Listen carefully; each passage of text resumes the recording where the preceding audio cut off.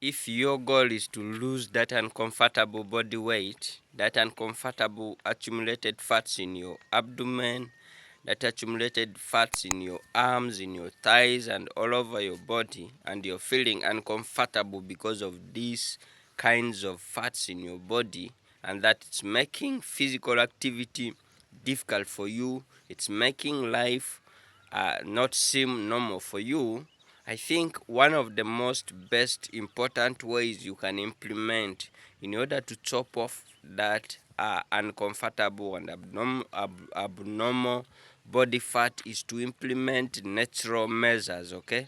Because if you use artificial methods or some of the other methods out right there to set off that fat, some might be so complicated that it will be difficult for you to implement, and others might be so expensive that you can't afford them. So the most important thing is to go naturally, and when you want to go naturally, you really do not have to forget thinking about intermittent fasting, okay? So intermittent fasting is one of the most natural ways through which you can lose that extra body weight. If you're already obese, you've gained abnormal body weight, you now want to lose it naturally, think about intermittent fasting, because this way you are going to set off that fat naturally without much disturbances, without a lot to be spent. You are not going to spend a lot of money in order to lose that fat. So let us look at what is intermittent fasting in case you do not know. Intermittent fasting is all about fasting in between meals, okay? We have people who eat non-stop. You're from taking breakfast, already you are snacking, you are there waiting for lunch. After lunch, you'll be snacking and eating other things. In between lunch and supper, you also want to eat something. That is not going to work during intermittent fasting.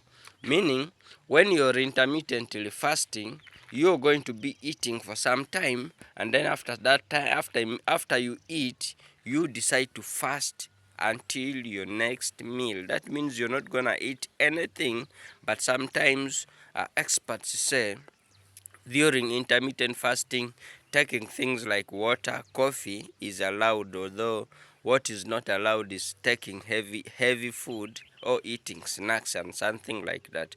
So in intermittent fasting, you can choose to say you want to eat only twice in a day. That means you only eat lunch and supper, okay? You might eat your lunch at midday, and then you take supper at around 7 p.m. and that is it for you. That is intermittent fasting for you, meaning the rest of the times in between those meals and after those meals, you are going to be fasting. You are not going to be eating anything, and you will allow your body to utilize properly whatever you have eaten. So why is intermittent fasting so important in weight loss? That through intermittent fasting, your body at least can resolve into burning the fats that are in your body, okay? The fats that are already stored in your body for energy, okay? It's not only eating twice a day. Some people can choose to eat only once in 3 days, or some people can choose to eat once a day, or others can choose to eat after every 8 hours only. That can be intermittent fasting. There are many types of intermittent fasting that we shall break up in our next videos. In case you want, in the comment section you will drop, and I will break down types of intermittent fasting, and you choose one that is suitable for you. And please, as we continue, hit the subscribe button. Make sure you subscribe to this YouTube channel for more educative videos like this to be coming on your way. So let's look at what are the most important benefits of intermittent fasting and why you must do it.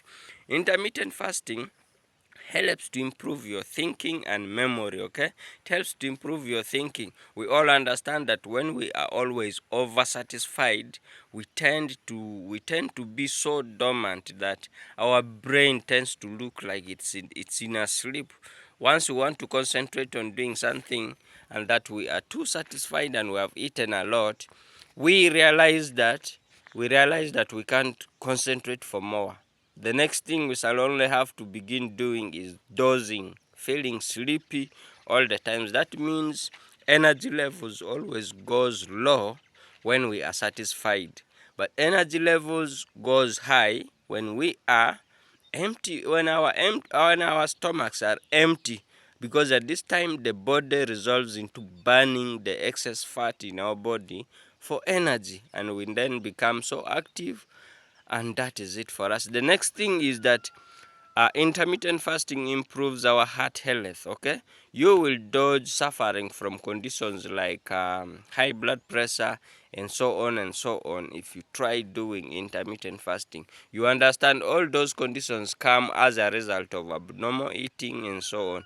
And the next thing is physical performance. Okay, when you overeat or when you're too much satisfied, try to see your performance in any day-to-day activity tend to perform low. Okay, physically you can perform well when always you're moderately satisfied or when your stomach is empty. Okay, at this point the body can easily burn the stored fats for energy. The next thing is that it helps your body to fight type 2 diabetes and obesity. You all understand that these conditions come as a result of sedimentary lifestyles, overeating, taking beer, and so on. So you do not need all those food. You need to do intermittent fasting if you do not want these conditions I have just mentioned, that's obesity and type 2 diabetes. These things are all the leading cause of excessive body weight, fat gain in our body. The next and the last thing is tissue health. Okay, it improves your tissue health. So let us look at which kinds of people, which groups of people are not liable or are not viable for intermittent fasting. You have to understand that not everyone is supposed to do intermittent fasting. Some people are supposed to eat whenever they feel like eating. Otherwise, if they don't, it might pose a very high risk and a very big problem to their lives or even to the others nearby them. One group of people who are not supposed to do fasting or intermittent fasting are pregnant women and people who are breastfeeding. Women who are breastfeeding, you don't need to.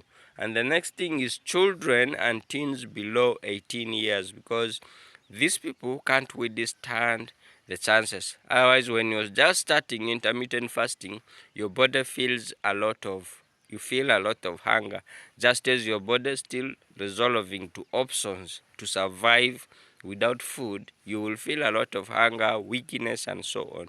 So this adaptation will take time, and that children and teens below 18 can't afford this. And the next thing is people with type 1 diabetes. Okay, people who have type 1 diabetes, the one we call insulin resistant diabetes. By the way, if you want me to break for you diabetes into uh, simple explanations and you want to understand the two types of diabetes, please go to the comment section and let me know. I'll make a complete video about the two types of diabetes, diabetes type 1 and diabetes type 2.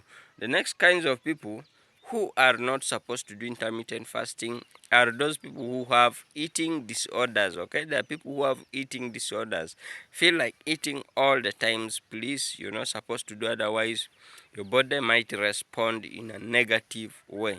Otherwise, before you start intermittent fasting, you first have to visit your physician or the nearest health worker or the nearest doctor in specific. You have to visit a physician who can help you draw a timetable on how you are going to do intermittent fasting.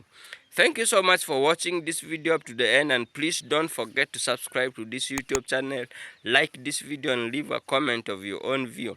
More important videos like this will be coming on your way, and only you have to subscribe and turn on the notification bell so that you don't miss any of our videos that will be coming in future. Thank you for now. Bye bye. I wish you the very best in your journey to losing weight.